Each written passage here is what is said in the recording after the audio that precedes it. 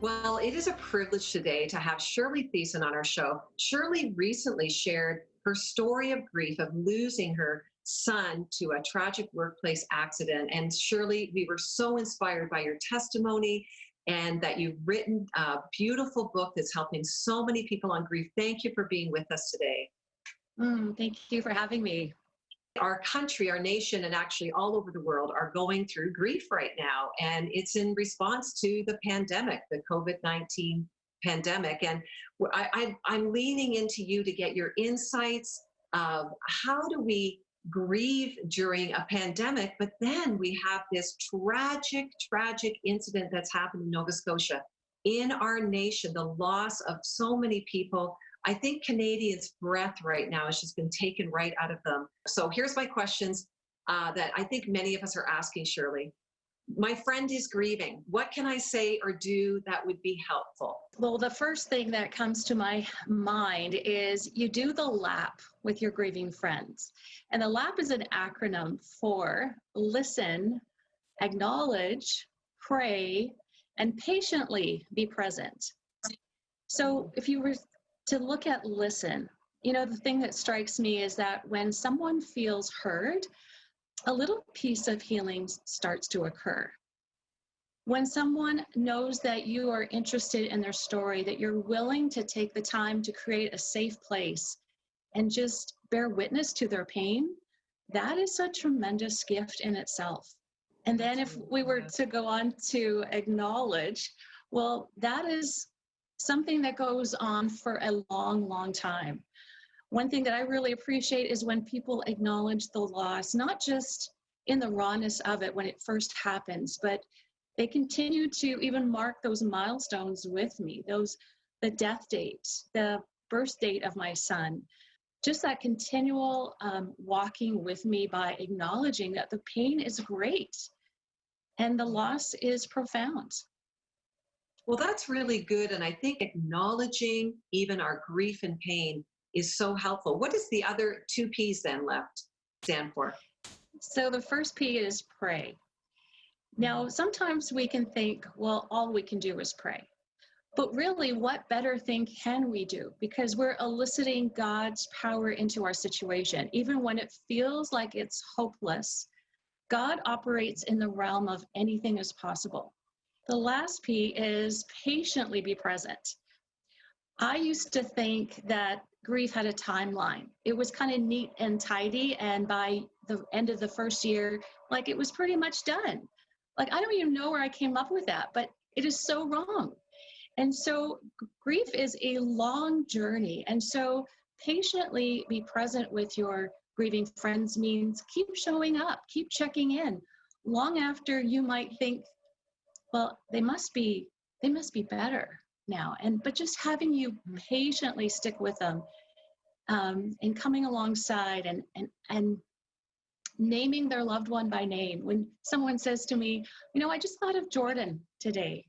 Oh, my heart just swells because I love it that they're just being patiently with me in this grief journey. Yeah, that's so good. Now, what about ourselves? How do we grieve and how do we take care of ourselves?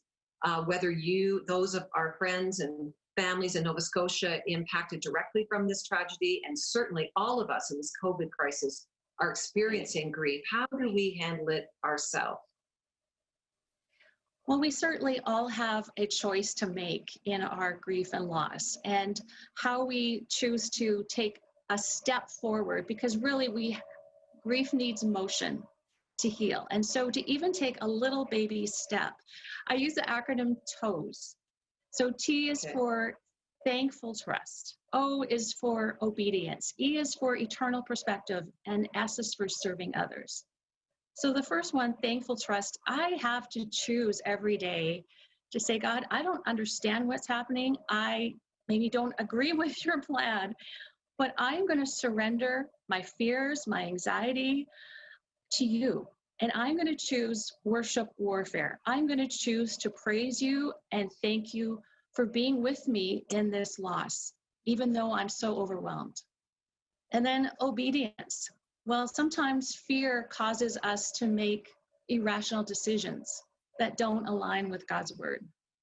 And so I would just encourage everyone else, like I had to encourage my own heart, just stick with what you know is true about God's word and obey him. And then with the eternal perspective, we do need to remember that life is on earth is brief and eternity is long.